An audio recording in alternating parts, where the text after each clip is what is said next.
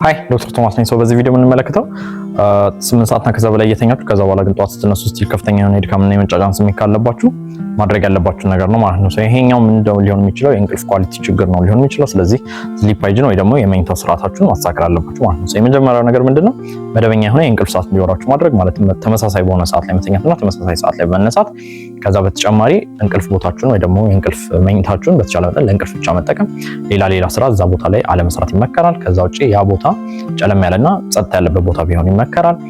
ከመተኛታችሁ ከአንድ ሰዓት በፊት ጀምሮ ስልካችሁና ሌሎች ኤሌክትሮኒክስ ነገሮችን ማስወገድ፣ እንዲሁም ደግሞ ቡናና ሻይ የመሳሰሉ ካፌን ያለባቸው እንዲሁም ደግሞ አልኮልም ከሰዓት በኋላ በተቻለ መጠን አለመውሰድ።